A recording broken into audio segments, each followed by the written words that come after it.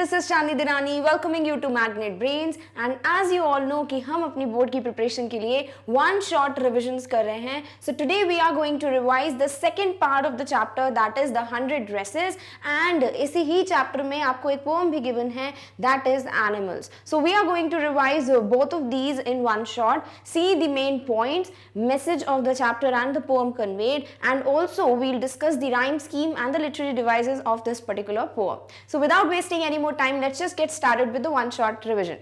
So जो हम first part यानी कि प्रीवियस वीडियो में हमने द 100 ड्रेसेस पार्ट 1 देख लिया है. कहाँ तक देखा है कि भाई अब क्लासरूम में सारे बच्चे अमेज्ड हैं to see all the drawings. सारी ड्राइंग्स किसने बनाई हैं? वांडा पेट्रिन्स्की ने. And Peggy and Maddie are also amazed and astonished to see such beautiful designs and the dresses that were there on the wall. और यही चीज़ों को देखकर पेगी इज लाइक उसको लगता था कि she can draw anything and she is a very good person at drawing. But अब उसको भी ऐसा लग रहा था कि I thought only I could draw, but जो वांडा है उनकी जो ड्राइंग स्किल्स थी दे वर एक्सेप्शनल. अब हम देखेंगे आगे का part like what happens next. अब जब क्लासरूम में बच्चे सारे ड्रेसेस वगैरह देख रहे हैं, after that what happens that we are going to see. So let's once again revise the author name. So the author is Eleanor ester.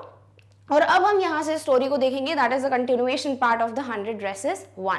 So while the class was circling the room, the monitor from the principal's office brought Miss Mason a note, letter from Vanda's father. अब देखो यहाँ पर पूरे बच्चे जो हैं वो dresses देख रहे हैं, ठीक है. और तभी क्या होता है, मॉनिटर आती है, क्या लेके आती हैं? मिस मेसन के लिए एक नोट लाती हैं. मिस मेसन कौन है? इनकी क्लास की टीचर हैं. और लेटर क्या है? वो है वांडा के फादर के थ्रू एक लेटर आया है. So now we will also read the complete letter. इसको मिस नहीं करेंगे so that you get the important pointers from the letter also. Miss Mason manner indicated that what was coming, that is this letter from Vanda's father, was a matter of great importance. अब Miss Mason जो है जब पढ़ लेती हैं letter को, note देख लेती हैं एंड जिस तरीके से वो एक्शंस कर रही हैं, थोड़ी बहुत शांत हो जाती हैं, बहुत बार थॉटफुली उसको पढ़ती हैं. सो दिस इज समथिंग जो इंडिकेट कर रहा था स्टूडेंट्स को भी कि whatever is written in this letter it's something which is of great importance. Clear? चलिए लेटर पढ़ते हैं. लेट्स सी कि उसमें क्या इंपॉर्टेंट थिंग्स हैं that you have to keep in mind. So the letter is address to teacher. So dear teacher, my Wanda will not come. My कौन है? ये है वांडा के फादर और उनका नाम क्या है? Jain पेट्रिन्स्की. will not come to your school anymore. Jake also. Jake कौन है? ये है वांडा के ब्रदर. सो यहाँ पर आपको तीन चीजें ध्यान में रखनी है. नंबर 1, this letter was written by Wanda's father. Wanda के फादर का नाम क्या है? जैन पेट्रिन्स्की. और इनके बेटे का नाम क्या है? जेक पेट्रिन्स्की. Clear? Now we move away to big city. No more holar polak. No more ask why funny name. Plenty of funny names in the big city. Yours truly Jan Petronski. यानी कि ओवरऑल वो ये बोलना चाह रहे हैं क्योंकि यहाँ पे सब बच्चे जो हैं चिल्लाते थे उसको पोलैक या फिर फनी नेम्स लेते थे कि वांडा पेट्रिन्स्की कैसा नाम है. तो ये सारी चीज़ें बिग सिटी में नहीं होंगी बिकॉज बिग सिटी में ऐसे नाम वाले लोग बहुत हैं. क्लियर? तो ओवरऑल लेटर में क्या मेंशन है? यहाँ पे मेंशन है कि वांडा जो है अब वो स्कूल वापस नहीं आएंगी, उनके ब्रदर जेक भी नहीं आएंगे, ऑल बिकॉज क्योंकि उनका मजाक उड़ाया जाता था उनके नाम का. सो दैट इज समथिंग जिसने एक सॉर्ट ऑफ एक इम्पैक्ट पड़ा था इनके माइंड्स पे. And that's why Jan Petronski that is Wanda's father took a decision that their children will not come to this school anymore. Clear? All right. तो इसीलिए ये जो मिस मेसन थी she was so much shocked because this letter was something जिसकी वजह से एक बहुत ही अच्छी स्टूडेंट जो है अब वो स्कूल नहीं आएगी. Deep silence met the reading of the letter. Miss Mason said, I'm sure that none of the boys and girls in room 13 would purposely and deliberately hurt anyone's feelings because his or her name happened to be a long, unfamiliar one. What was said in thoughtlessness. अब देखो यहाँ पर miss mason जैसे ही पता चलता उनको because she was not aware कि इस तरीके से मजाक उड़ता था उनकी क्लासरूम में वांडा का. So when she read this letter she was shocked obviously. तो उनका रिएक्शन क्या था कि मुझे नहीं लगता कि जितने भी रूम 13 के बॉयज और गर्ल्स हैं उन्होंने ऐसा कुछ भी पर्पसली किया होगा यानी जानबूझ के किया होगा. It would have happened in thoughtlessness. और इसके लिए भी वो बोलती हैं आई होप, यानी कि उनको भी ऐसा लग रहा था मे भी बच्चों ने सच में ऐसा कुछ किया हो पर्पसली या फिर डेलिबरेटली जानबूझकर. बट उनका ऐसा होप था कि काश बच्चों ने जो है बिना सोचे समझे बचपने में थॉटलेसनेस में नॉट बीइंग थॉटफुल जो है ये चीज की हो. Clear? All right. Maddie could not put her mind on her work, had a very sick feeling in the bottom of her stomach. Although not enjoyed listening to Peggy ask Wanda, but said nothing, stood by silently, just as bad as what Peggy had done worse. अब देखो यहाँ पर आपको बहुत important चीज पता चलेगी about Maddy's character कि जैसे ही लेटर पता चलता है मैडी को कि because of the fun Peggy made या other girls made of Wanda she left the school, तो इस वजह से she could not concentrate on her studies और उसकी जो स्टमक है उसमें एक अजीब सी सिक फीलिंग थी, एक जब हम कुछ गलत करते हैं या फिर कुछ हमको लगता है कि कोई बहुत बड़ी गलती कर दी है, हमें नहीं करना चाहिए था, तो हमारे स्टमक में एक अजीब सी फीलिंग होती है हमें, that is what is sick feeling in stomach. और यहाँ ऐसा नहीं है कि मैडी ने खुद मजाक उड़ाया था इसीलिए उसको बुरा लग रहा था, नहीं, सिर्फ पेगी ही मजाक उड़ाती थी, बट वांडा वहां पे चुपचाप खड़े होकर ये सब कुछ देखती थी, उसने कभी स्टैंड नहीं लिया, यानी उसको पता था कि ये कुछ गलत हो रहा है, तो she could say to Peggy और शी कुड टेल पेगी कि दिस इज रॉन्ग, बट उसने चुपचाप ये सब चीजें देखी, इसीलिए this was as bad as what Peggy had done, बल्कि वर्स था। ऐसा कहा जाता है ना कि जो क्राइम करता है वो तो गलत होता ही है, बट जो क्राइम देखता है होते हुए वो उससे ज्यादा गलत होता है। Similarly Peggy was the one जो फन कर रही थी या वांडा को टीज कर रही थी, बट मैडी जो है वहां खड़े होकर चुपचाप देख रही थी एंड शी रियलाइज्ड कि वो गलत था। पेगी को कभी रियलाइज नहीं हुआ था कि ये सब कुछ गलत है, इसीलिए पेगी से ज्यादा गलत कौन हुई? Maddie was a coward. Peggy had not considered they were being mean. और ये क्यों है? क्योंकि ये मैडी जो है वो कावर्ड साबित हुई है, वो बहुत ज़्यादा डरपोक थी, बिकॉज उसको लगता था कि पेगी से उसकी दोस्ती टूट जाएगी, बाकी के सारे बच्चे उसका मजाक उड़ाएंगे, तो उसने अपना सोचा और उसने क्या दिखाया? कावर्डिस दिखाया, यानी कि वो डरपोक थी और इस वजह से उसने कभी स्टैंड नहीं लिया, बिकॉज पेगी को तो कभी भी कंसिडर्ड या फिर पेगी को कभी रियलाइज ही नहीं हुआ था कि वांडा के लिए वो जो कुछ भी कर रहे हैं वो एक सेल्फिश बिहेवियर है, वो एक रॉन्ग एक्ट है। बट जो ये मैडी है, she was able to realise that this was wrong and she could not take a stand for Wanda, that's why this was something that was equally bad as what Peggy has done. Clear?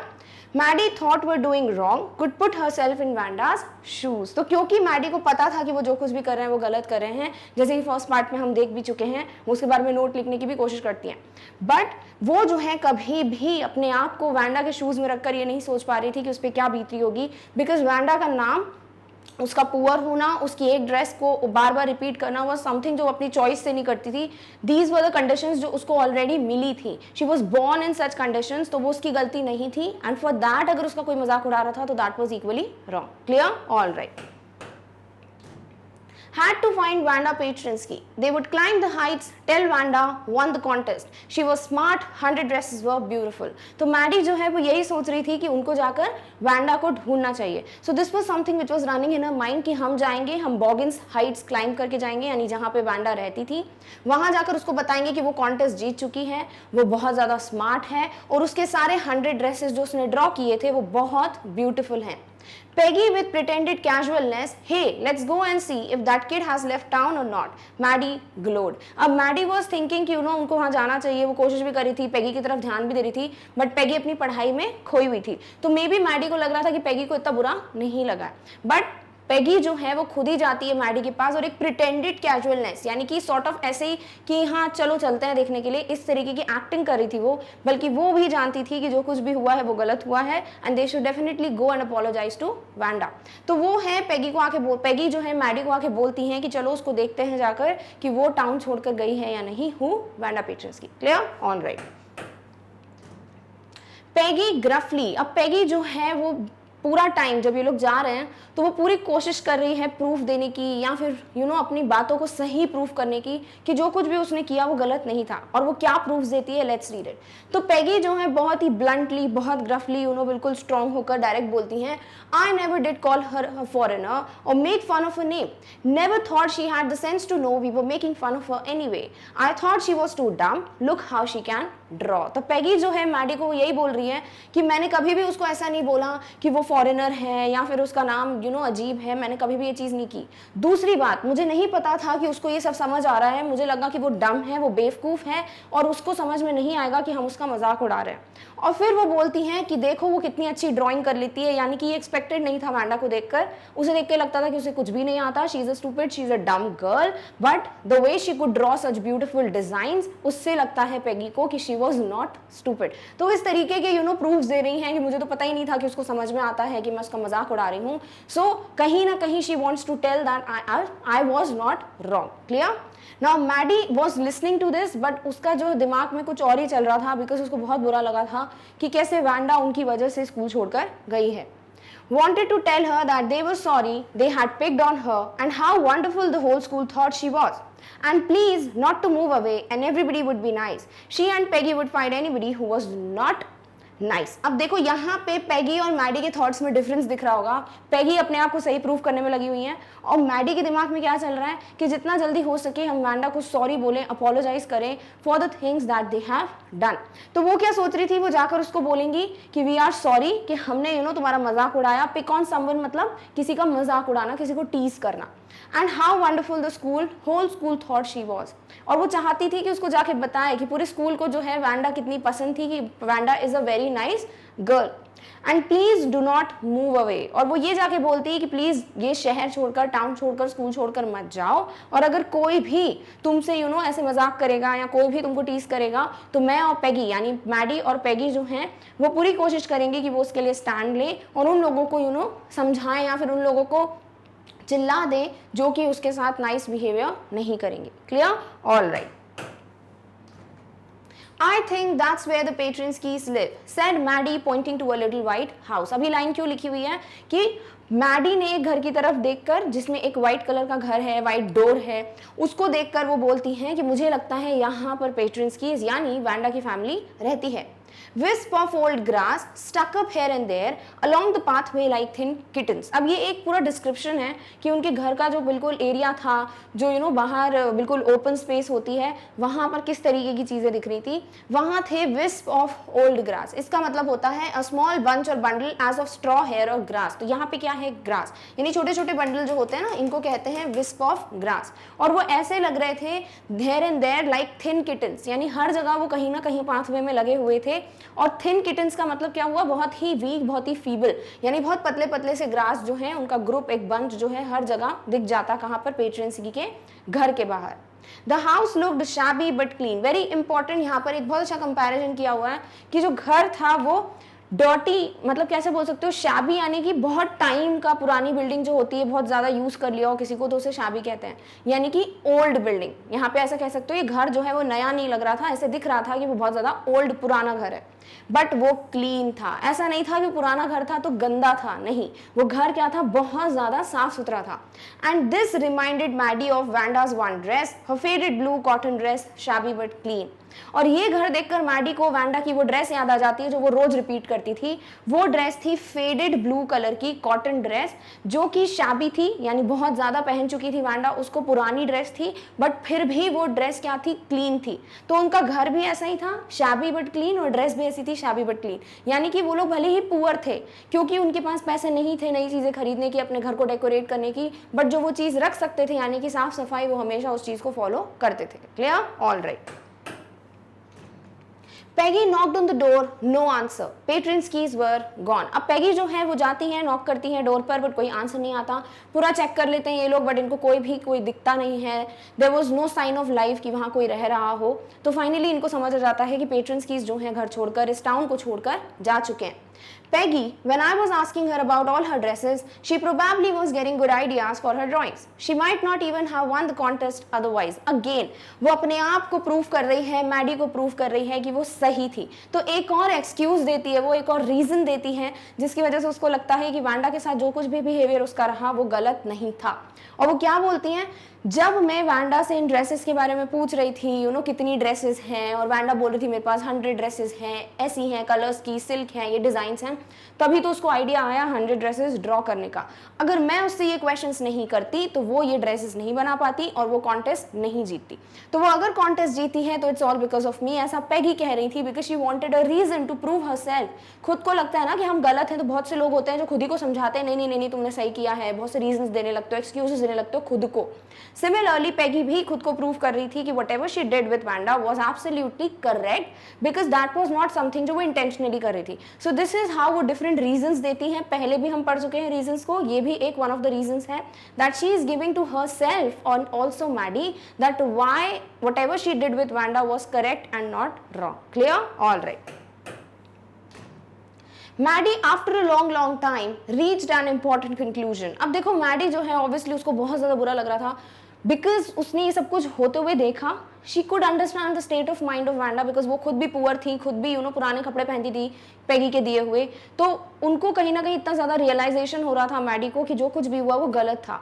तो वो रोज़ रात को जो है यही सोचती रहती थी और उसको नींद नहीं आती थी। बट फाइनली उसको सोच सोच के इतना कुछ वैंडा के बारे में उसने फाइनली एक कंक्लूजन फॉर्म कर लिया, लाइफ का एक फाइनल डिसीजन उसने ले लिया था कि ऐसा कुछ होगा तो मैं क्या करूंगी। And what was that conclusion was never going to stand by and say nothing again. Ever heard anybody picking on someone would speak up even if it meant losing Peggy's friendship. तो उसने ये सोचा कि कभी भी किसी के साथ कुछ गलत हो रहा होगा और वो देख रही होगी तो वो वहां जाके खड़े होकर चुपचाप खड़ी नहीं रहेगी, बल्कि वो स्टैंड लेगी और वहां जितने भी लोग किसी को भी टीज कर रहे होंगे, किसी का भी मजाक उड़ा रहे होंगे, उनको जो है समझाएगी, उनसे बचाएगी उस पर्सन को जिसके साथ ये टीजिंग हो रही है। एंड ऑल्सो अगर ये सब करने में वो पेगी की फ्रेंडशिप भी खो देती है, that is something she would do. That is before in the first part we have seen that she tore the note, right, वो फाड़ देती है नोट को। क्यों? क्योंकि उनको लगता है कि पेगी से उनकी फ्रेंडशिप टूट जाएगी और बाकी के बच्चे और पेगी जो है वो अब उनका मजाक उड़ाएंगे। बट अब मैडी ने ये डिसीजन ले लिया था कि कभी भी किसी के साथ ऐसा कुछ होगा जैसे वैंडा के साथ होता था तो वो स्टैंड लेंगी, she would speak for that person and whether if she loses the friendship of Peggy in that case she is all okay with it. Clear? Now she had no way of making things right with Wanda, but from now on she would never make anybody else that unhappy again. Obviously Wanda जा चुकी थी तो she had no way, कोई तरीका ही नहीं था जिससे वो Wanda के साथ अपने relations, अपने जो भी चीज़ें हुई थी उसको ठीक कर पाती या उसको सॉरी बोल पाती। बट अब उन्होंने डिसीजन लिया था कि किसी को भी जैसे उन्होंने Wanda को दुखी किया था या फिर उसका मजाक उड़ाया था वैसा वो अब कभी भी किसी के साथ नहीं करेंगी। सो this is something she learn from this incident. Clear? All right. Saturday, Maddie spent the afternoon with Peggy were writing a letter to Wanda Petrinsky. Letter said, a friendly letter telling about the contest and telling Wanda she had won. Told her how pretty her drawings were, asked her if she liked where she was living and if she liked her new teacher. तो Saturday के afternoon में ये लोग क्या कर रहे हैं, Maddie और पेगी एक साथ बैठे हुए हैं और ये लोग एक लेटर लिख रहे हैं वैंडा को। वो लेटर में ये चाहते तो सॉरी बोलना थे बट सॉर्ट ऑफ एक फ्रेंडली लेटर लिख लेते हैं वो, जैसे कि वो अपने किसी अच्छे फ्रेंड को लिखते। यानी कि जिस तरीके से इनको बिहेव करना चाहिए था वैंडा के साथ पहले, आफ्टर दे सॉ कि वैंडा में इतना इंटेलिजेंस है, इतना ज़्यादा स्किल है, ड्रॉइंग स्किल्स हैं उसमें, तो फिर ये चीज़ देखकर उनको रियलाइजेशन होता है that they were wrong. They were wrong in judging the person just because of their name or the dresses or the family they belonged to. तो इस तरीके से उनको समझ आता है कि they should write a letter. अब उस लेटर में चाहते तो सॉरी लिखना थे बट क्या करते हैं, उस लेटर में सिर्फ इतना मेंशन करते हैं कि वैंडा तुम कॉन्टेस्ट को जीत चुकी हो and your drawings were very pretty and they asked her, और उससे पूछा कि जहां तुम गई हो रहने वो जगह कैसी है और क्या तुम्हारे नए टीचर तुमको अच्छे लग रहे हैं। सो दिस इज हाउ वो एक फ्रेंडली नोट लिखते हैं। लास्ट में वो बहुत सारे XX लिख देते हैं यानी कि लॉट्स ऑफ हग्स, जो कि हम फ्रेंडली लेटर में लिखते हैं। Clear? All right. Meant to say they were sorry ended up with their just writing a friendly letter. So they wanted to say sorry but वो पूरा फ्रेंडली लेटर वो लिख देते हैं बिकॉज मे बी कह सकते हो कि उनकी हिम्मत नहीं हो रही थी या मे बी वो चाहते थे ये दिखाना कि they kind of want to raise the hand for friendship, हाथ बढ़ाना चाहते थे दोस्ती का आगे, maybe we don't know, but वो सॉरी लिखना चाहते थे बट एक फ्रेंडली लेटर लिख के पोस्ट कर देते हैं। They mailed the letter to Boggins Heights, writing please forward on the envelope. Weeks went by but no answer. Mail कर देते हैं बट कोई आंसर नहीं आता, बट लेटर भी रिटर्न नहीं आता। अगर लेटर रिटर्न आ जाता है इसका मतलब उस पर्सन के पास नहीं पहुंचा है, बट अगर लेटर रिटर्न नहीं आता इसका मतलब जो भी पर्टिकुलर पर्सन था, जो भी रिस्पेक्टिव पर्सन था, उस तक लेटर पहुंच चुका है।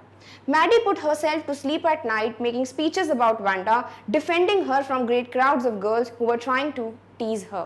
अब Maddie was very badly affected, बहुत इम्पैक्ट पड़ा था उसके दिमाग पे कि whatever happened with Wanda, the way she left the school because of all these teasings, उस चीज़ से उसको बहुत बुरा लगता था। she could not sleep. तो वो क्या करती थी, वो रात रात को ऐसा सॉर्ट ऑफ इमेजिन करती थी कि वैंडा का जो भी मजाक उड़ा रहे हैं वो उनको जाके बोल रही है कि हट जाओ, मजाक मत उड़ाओ एंड ऑल, यानी कि सॉर्ट ऑफ वो वैंडा को प्रोटेक्ट कर रही थी फ्रॉम दीज गर्ल्स जो कि उसका मजाक उड़ा रहे हैं। तो इस तरीके की चीज़ें जब वो करती थी ना तो उसको अच्छा लगता था and she could sleep. Otherwise ये सब चीज़ें उसको बहुत डिस्टर्ब कर रही थी, डिस्ट्रैक्ट कर रही थी और वो सो नहीं पाती थी। Clear? All right. Christmas time, last day of school before the holidays, the teacher showed the class a letter she had received that morning. Letter from Wanda Petronski. अब क्रिसमस के टाइम पे जो हॉलीडेज वगैरह start हो जाते हैं इन दिसंबर, तो यहाँ पे भी क्रिसमस आने के पहले का लास्ट डे था, यानी कि स्कूल की छुट्टियां स्टार्ट हो रही थी। और उस दिन मिस मेसन जो हैं या फिर जो भी टीचर हैं, यहाँ पे स्पेसिफिकली मेंशन नहीं है मिस मेसन का नाम, तो जो भी टीचर है उनको एक लेटर मिलता है और वो लेटर क्या है, वांडा पेट्रिन्स्की का लेटर है, यानी कि उसने रिप्लाई किया है and she wrote this to the teacher. Let's read कि उन्होंने लेटर में क्या लिखा है। डियर मिस मेसन, तो ये नोट जो है वो मिस मेसन के लिए था, यानी कि जो टीचर है यहाँ पर कंप्लीटली वो मिस मेसन की ही बात की गई है। डन। तो ये लेटर में उन्होंने लिखा है, how are you and room 13। First of all she asked about the teacher, how is she, and then room 13 के सारे बच्चों से पूछा कि भाई वो कैसे हैं। Please tell the girls they can keep those 100 dresses because in my new house I have 100 new ones all lined up in my closet. I would like that girl Peggy to have the drawing of the green dress with red trimming and her friend Maddie to have the blue one. For Christmas, I miss that school and my new teacher does not equalize with you. Merry Christmas to you and everybody, yours truly, Wanda Petrinsky. तो वो letter में बहुत ही beautifully सारी चीज़ें लिखती हैं, कहीं पे भी उन्होंने कंप्लेन नहीं की है कि it's because of Maddie, it's because of Peggy कि मैंने स्कूल छोड़ दिया। बहुत ही ज़्यादा बोल सकते हो फॉरगिविंग नेचर है वांडा का, और ये एक अच्छी बात हमको सीखने को भी मिलती है उसके कैरेक्टर से। तो यहाँ पे जो वांडा है वो लेटर में ये लिखती हैं कि जितने भी 100 ड्रेसेस हैं वो पूरे बच्चे जो हैं रख सकते हैं, all the girls can keep all the dresses because मेरे नए घर में मेरे पास और 100 ड्रेसेस हैं and all lined up in closet. क्योंकि इसी तरीके से मजाक उड़ाते थे सब उसका, तो उसने लिख के भेजा है कि मेरे पास और 100 ड्रेसेस हैं, यानी मैंने और 100 ड्रेसेस की डिजाइंस बना ली हैं और सब मेरे क्लोजेट में एक साथ लगी हुई हैं। फिर स्पेसिफिकली वो बताती है कि मैडी और पेगी जो है वो कौन सी ड्रेस रखेंगे। So how can you keep in mind, ऐसा सोच लो बस कि जो क्रिसमस कलर वाली जो ड्रेस है, ग्रीन ड्रेस है, वो ज़्यादा खूबसूरत है और पेगी भी क्या थी, मोस्ट ब्यूटीफुल गर्ल थी इन द क्लास, तो उसके लिए सबसे ब्यूटीफुल ड्रेस दी गई है। सो पेगी के लिए कौन सी थी, जो ग्रीन कलर की ड्रेस विथ रेड सैश थी वो ड्रेस दे दी पेगी को, और जो ब्लू ड्रेस थी with colourful trimmings, colourful decorations, वो दे दी किसको, मैडी को। ठीक है, तो स्पेसिफिकली सॉर्ट ऑफ ये दिखाने के लिए कि इट्स ऑल ओके, मैंने फॉरगिव कर दिया है, सब कुछ सही है, तो वो जो है पेगी और मैडी का नाम इसमें लिखती हैं, that is she has forgiven all the things that they committed. Done. Now she says कि आई मिस द स्कूल, मैं स्कूल को बहुत ज़्यादा मिस करती हूँ, और मेरी जो नई टीचर है वो मिस मेसन जैसी, या फिर मिस मेसन से जितना मेरा बॉन्ड था वैसा बॉन्ड नहीं है, या मिस मेसन जितनी अच्छी टीचर थी मेरे लिए उतनी नई टीचर नहीं है। And then she wishes merry Christmas and ends the letter. तो यहाँ से क्या सीखने को मिलता है, फॉरगिविंग नेचर, कि आपको कभी भी कुछ भी चीज़ का बुरा लगता है तो आपको उस चीज़ को लेके नहीं बैठ जाना चाहिए। यू शुड ट्राई कि आप माफ़ कर दो सामने वाले को, क्योंकि बहुत बड़ी बात होती है। Forgiving is something which is very very difficult, but it is also one of the keys to happiness. So this is we learn from the letter from Wanda Petronski. Clear? All right. Maddie and Peggy held their drawings very carefully. Peggy thought Wanda liked them. Maddie felt sad, would never see Wanda, could not ever really make things right between them. अब पैगी जो है उसको सिर्फ इस चीज़ की खुशी हो रही थी कि वांडा को वो लोग पसंद थे। अब ऐसा कुछ नहीं था कि उसको बुरा लग गया था या उसको पसंद नहीं थे ये लोग, तो पैगी के लिए ये चीज़ बहुत अच्छी थी and she could feel happy after that. But Maddie जो है उसको बहुत दुख हो रहा था किस बात का, कि अब कभी भी वांडा जो है वापस नहीं आएंगी स्कूल में, खुद देख नहीं पाएंगी उनको मैडी, और उनको सामने से सॉरी नहीं बोल पाएंगी, सारी चीज़ें ठीक नहीं कर पाएंगी। Maddie had stood by and said nothing, but Wanda had been nice to her.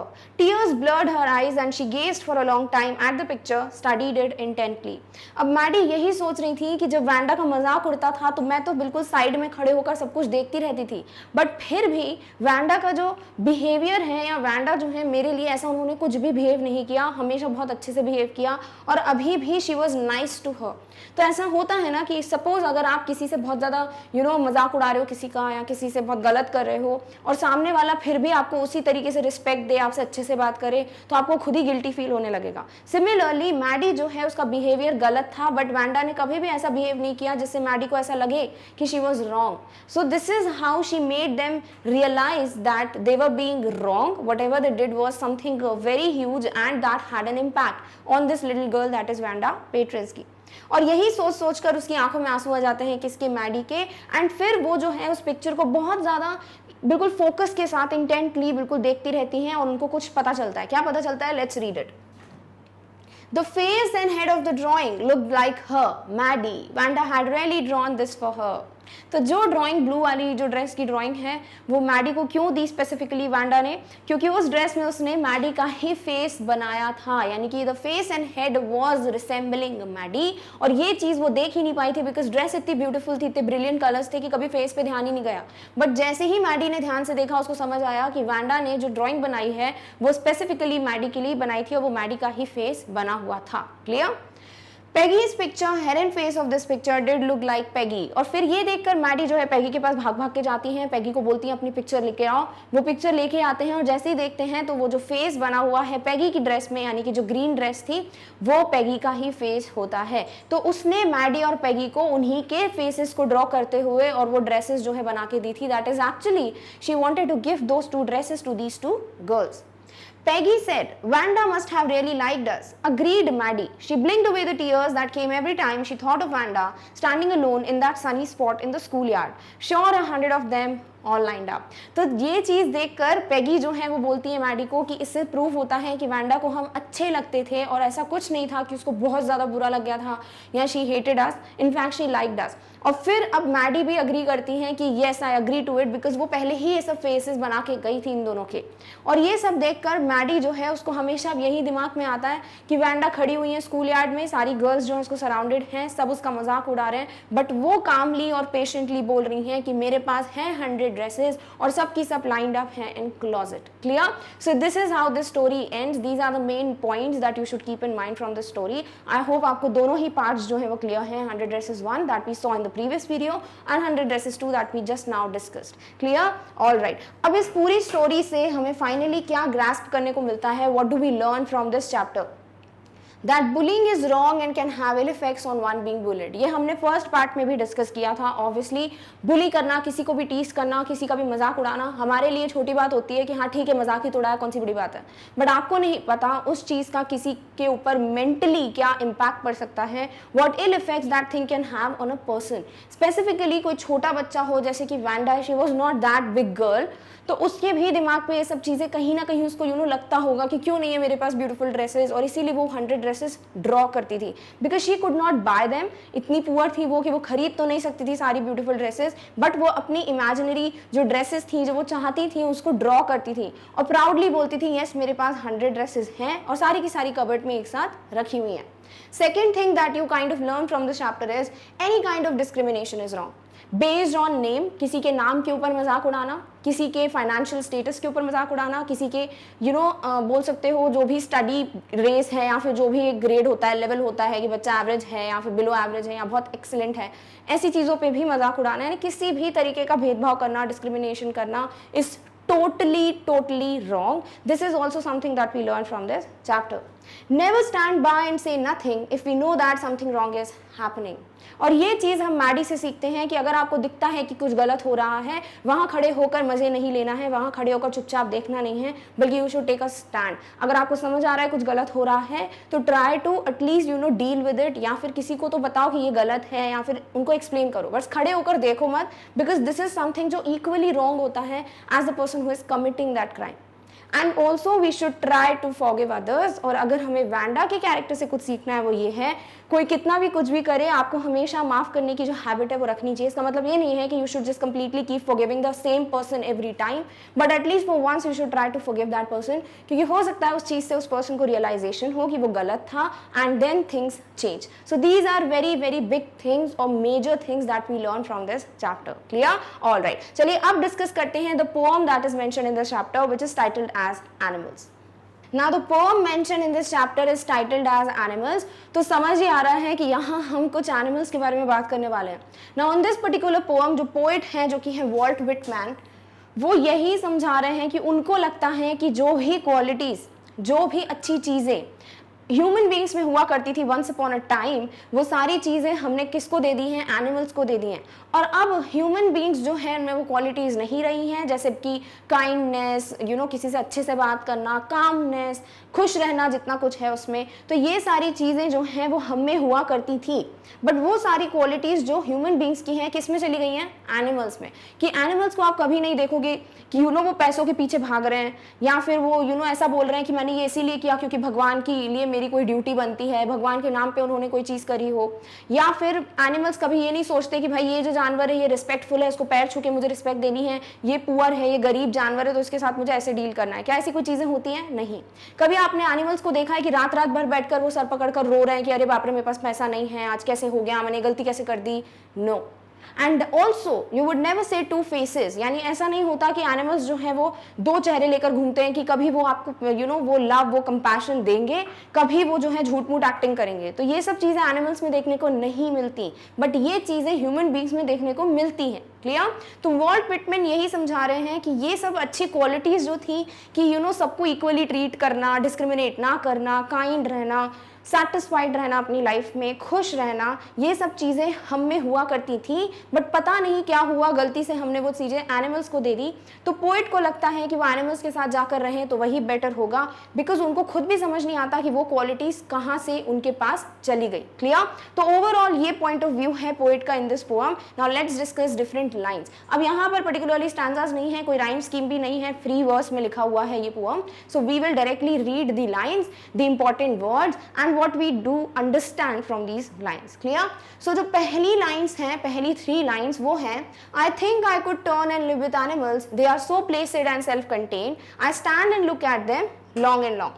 तो यहाँ पे पोएट हैं कौन? आए, जो कि है वॉल्ट व्हिटमैन। वो बोलते हैं काश ऐसा होता कि मैं जाकर एनिमल्स के साथ ही रह सकता, क्योंकि वो लोग बहुत प्लेसेड और सेल्फ कंटेन्ड हैं। प्लेसेड यानी बहुत काम है, पीसफुल हैं। सेल्फ कंटेन्ड यानी सेटिस्फाइड हैं with what ever they have. और वही चीज देख देख के वो लोग जो खड़े हो होकर घंटों for hours the poet stands there, और वो यही चीजें देखते रहते हैं एनिमल्स में कि कैसे इतने काम, इतने पीसफुल, इतने सेटिस्फाइड हैं एनिमल्स, बल्कि ये चीज़ें तो हम में हुआ करती थी। क्लियर? All right. तो चलिए देखते हैं इन 3 लाइन्स में से आपको मेजरली क्या समझ आना चाहिए। तो पोएट है Walt Whitman. Again let's revise. Now poet is desirous of living with animals. Poet जो है वो ऐसा सोच रहे हैं काश वो एनिमल्स के साथ जाकर रह पाते, because they are calm and self contained.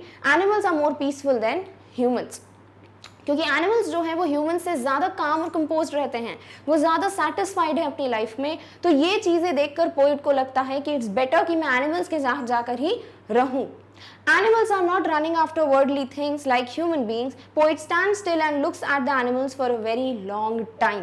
क्यों है वो सेल्फ कंटेन्ड, क्यों है वो पीसफुल ह्यूमन से ज़्यादा? बिकॉज हम जो हैं सिर्फ चीज़ों के पीछे भागते हैं कि हमको पैसा चाहिए, हमको बंगला चाहिए, हमें गाड़ी चाहिए, एंड बिकॉज ऑफ दैट हम कभी भी खुश रह ही नहीं पाते।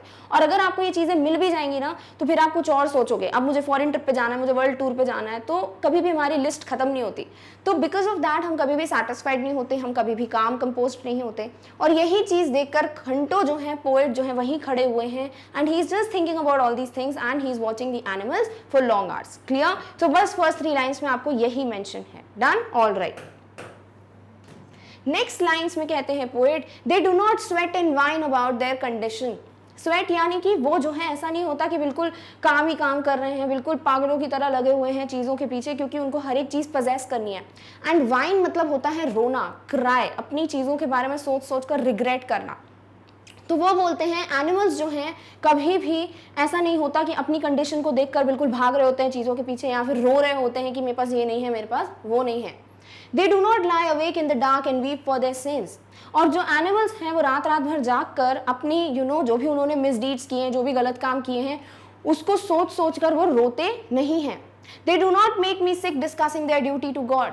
और जैसे ह्यूमन बींग्स है ना, कुछ भी करते हैं, पूछते हैं क्यों कर रहे हो, ये भगवान के नाम पे कर रहा हूँ, या फिर ये मेरी भगवान के लिए कर रहा हूँ, मैं पूजा पाठ इसलिए कर रहा हूँ, मैं अच्छे काम इसलिए करता हूँ ताकि भगवान खुश हो। तो इस तरीके से हम रीजंस देते हैं हर चीज़ में, और ये चीज़ें पोएट को क्या करती हैं, इरिटेट करती हैं। सिक यानी इरिटेट करना, अनॉय करना।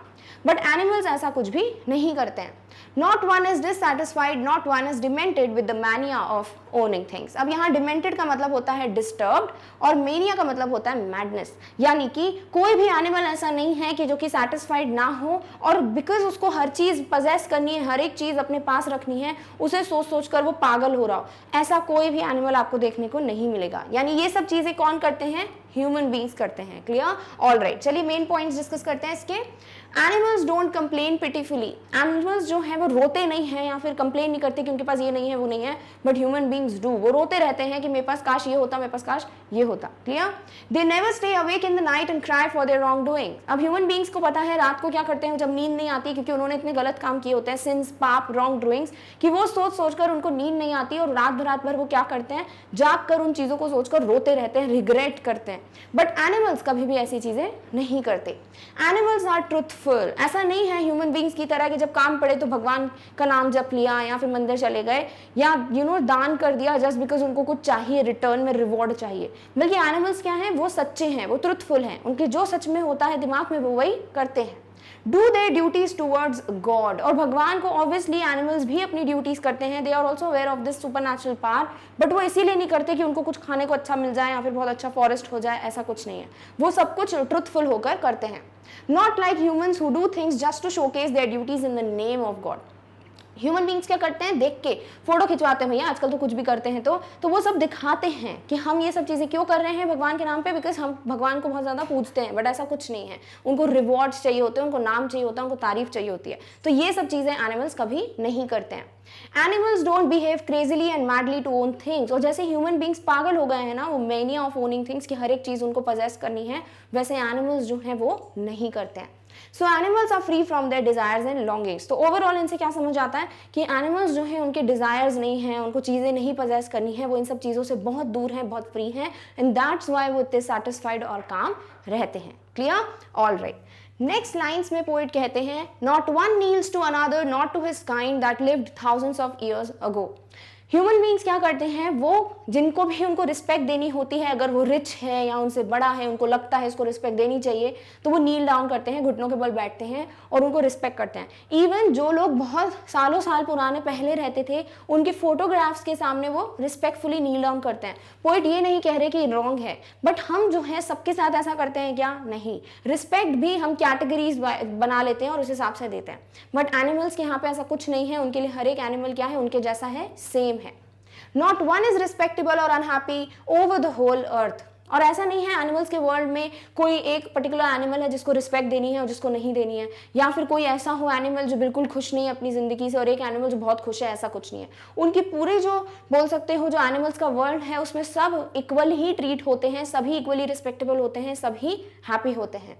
सो they show their relations to me and I accept them.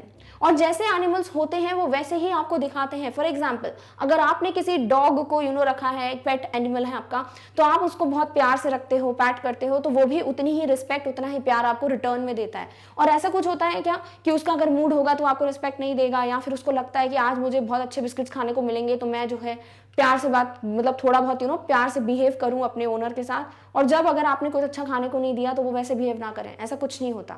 तो वो जो है वो वैसे ही होते हैं ह्यूमन बींग्स के साथ या अपने एनिमल वर्ल्ड में भी जैसे कि वो एक्चुअली हैं। बट ह्यूमन बींग्स क्या करते हैं, वो चीज़ों को एनालाइज करते हैं, उनको लगता है इससे मुझे फायदा है या फिर इसको मुझे रिस्पेक्ट देनी पड़ेगी, तो उससे वैसे बिहेव करते हैं। और उन्हें लगता है कोई उनसे थोड़ा लोअर है या फिर उसको रिस्पेक्ट देने की जरूरत नहीं है, मेरा कोई काम नहीं बनता, तो वो उसको उतनी अच्छे से ट्रीट नहीं करते। They bring me tokens of myself, they evince them plainly in their possessions। Tokens का मतलब क्या है यहाँ पर? सिंबल्स, यानी कि माई सेल्फ, यानी पोएट बोलते हैं जो हमें क्वालिटीज होती हैं ह्यूमन बींग्स में कि हम ट्रुथफुल, जैसे हम हैं वन फेस वैसा, देन हर किसी को इक्वली ट्रीट करना, इक्वली खुश रहना, कंटेंट रहना, ये सारी चीज़ें जो हैं वो हमारी क्वालिटीज़ थी, हमारे टोकन्स थे। और वो टोकन्स कौन दिखा रहे हैं? एनिमल्स दिखा रहे हैं इनको। They evince them plainly in their possession, और वो उनको बहुत अच्छे से रिवील करते हैं, शो करते हैं, उसी तरीके से रहते हैं। ऐसा नहीं है कि ह्यूमन बींग्स की तरह जब ज़रूरत है तब वो क्वालिटीज़ दिखाएं, जब नहीं है तो उसको हाइड कर लिया। तो यही वो बताना चाहते हैं इन पूरी लाइन से कि ये सब क्वालिटीज़ ह्यूमन बींग्स में होनी चाहिए, बट कर कौन रहा है ये सब पजेस कर रहे हैं एनिमल्स। क्लियर? ऑल राइट, तो चलिए इसके मेन पॉइंटर्स डिस्कस करते हैं। So animals do not bend down on their knees in front of others, not even for their ancestors. तो ऐसा नहीं होता कि कोई भी एनिमल है तो उसको लग रहा है ये मेरा बड़ा, ये मेरे पापा हैं या मेरे दादाजी हैं तो उनको जो है नील डाउन कर रिस्पेक्ट देनी है, या फिर मुझे ये जो छोटे लोग हैं उनसे रिस्पेक्ट लेनी है, ऐसा कुछ नहीं होता. उनके लिए सब इक्वल होते हैं. नो एनिमल मोर रिस्पेक्टेबल और इंपॉर्टेंट. और ऐसा कुछ नहीं होता कि ये एनिमल के पास बहुत अच्छा पेड़ है तो ये पैसे वाला है, या फिर ये एनिमल के पास खाने को अच्छा है तो ये बहुत अच्छा है तो इसको रिस्पेक्ट दो. ऐसा कुछ होता है क्या? नहीं. सुनने में भी अजीब लग रहा है बट हम ये करते हैं. क्लियर? तो एनिमल्स कभी भी ऐसी चीजें नहीं करते. Human beings give more importance and respect to rich as compare to poor. यानी ह्यूमन बीइंग्स जो हैं पैसे वालों को ज्यादा रिस्पेक्ट देते हैं, जिसका कुछ स्टेटस हो उसको ज्यादा रिस्पेक्ट देते हैं, और उनको लगता है कि कोई उनसे थोड़ा कम है तो उसको रिस्पेक्ट नहीं देंगे. बट ऐसा कुछ भी एनिमल वर्ल्ड में नहीं होता है. Everyone in the animal world is happy. Animals not hidden or fake, true towards showing their relation with other animals. और हमारी तरह नहीं होते कि थोड़ा छुप के या फेक बिहेव करें. एनिमल्स क्या होते हैं, जैसा उनको लगता है भाई बिहेव करना है वैसा ही वो करते हैं. उनका बिहेवियर हर एक दूसरे एनिमल के साथ सेम होता है. हमारा क्या करता है, वैरी करता है, अपने फ्रेंड्स के साथ अलग, पेरेंट्स के साथ अलग, टीचर्स के साथ अलग, जो नहीं पसंद उसके साथ अलग. तो इस तरीके के वेरिएशंस नहीं होते हैं एनिमल वर्ल्ड में. Clear? All right.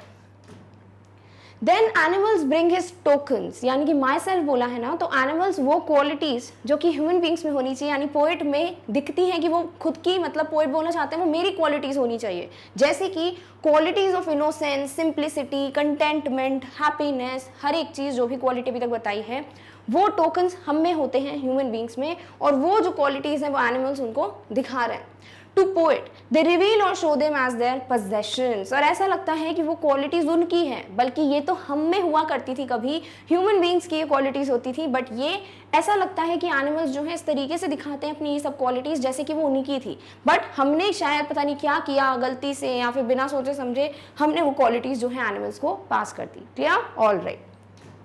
Next poet कहते हैं, I wonder where they get those tokens, did I pass they the way huge times ago and negligently drop them.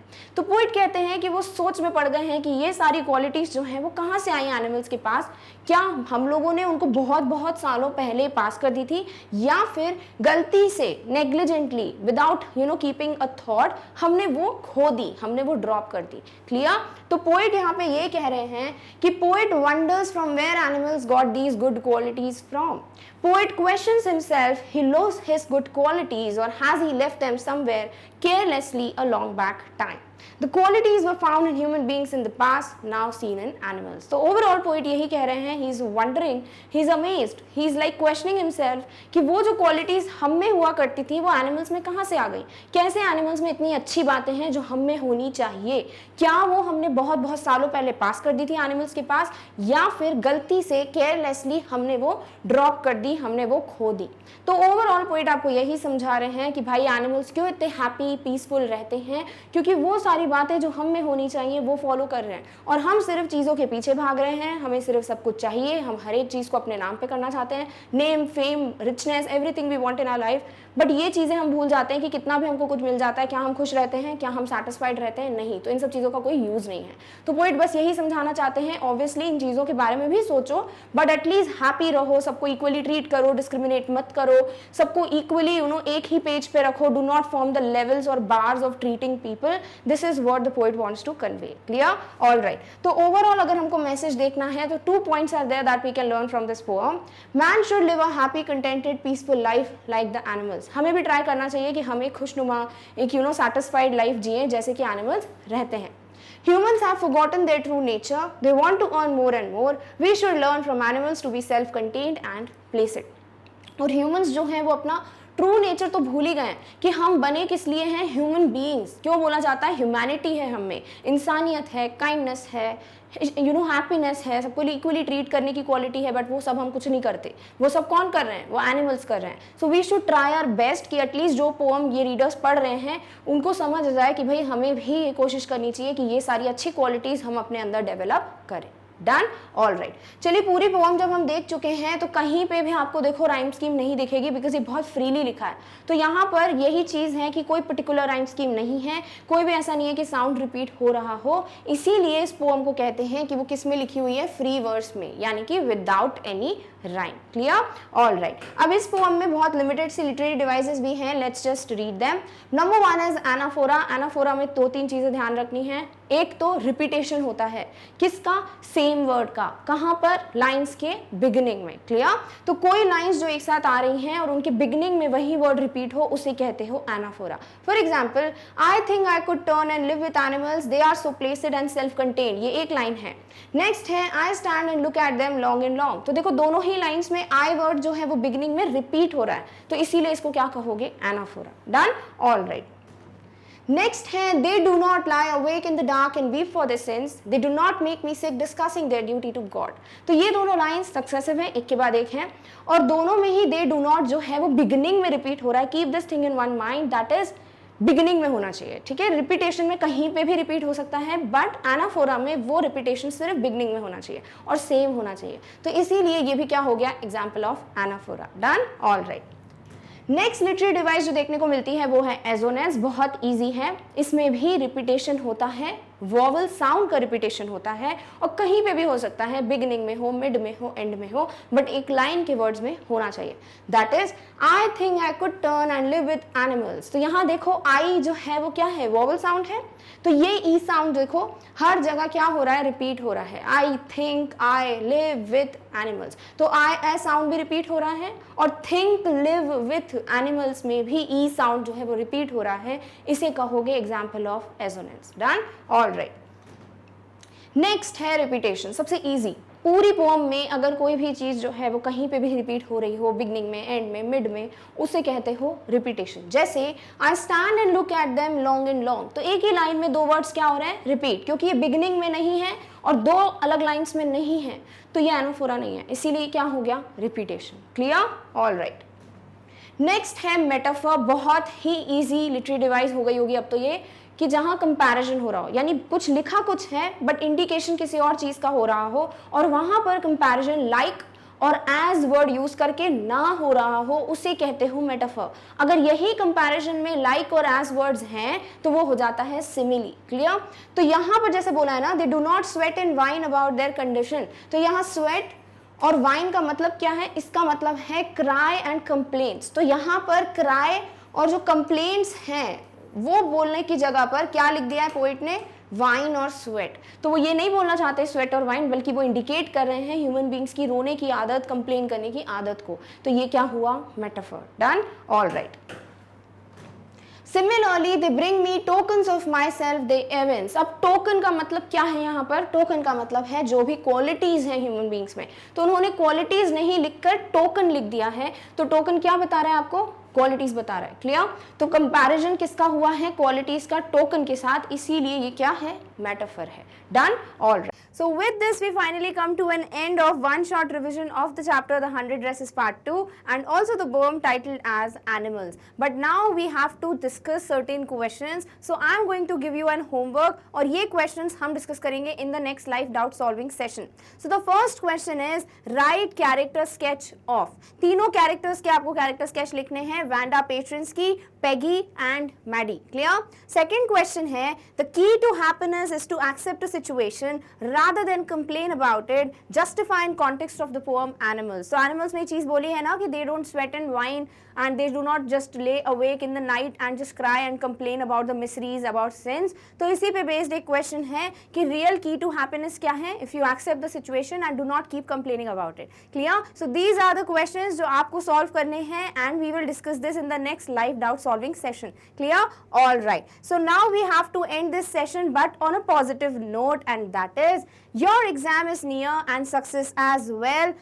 Good luck. So I hope आपको ये पता है चीज, भाई exams पास आ रहे हैं तो सक्सेस भी तो पास आ ही रही है, right? So I hope that you guys are giving your 100% and you are focused enough, और आप वो जो सक्सेस का क्राउन है वो अपने सर पे बहुत जल्दी देखने वाले हो if you are putting all your efforts। Clear? So I hope आपकी प्रिपरेशन अच्छे से चल रही है। Sending lots of love and blessings to you guys। Wish you all the best for your exams। All right। So with this we come to an end of this video। Now in the next video we'll meet very soon। Till then take care of yourself। और इस topic की notes की link आपको description box में मिल जाएगी। Thank you so much for watching। Bye।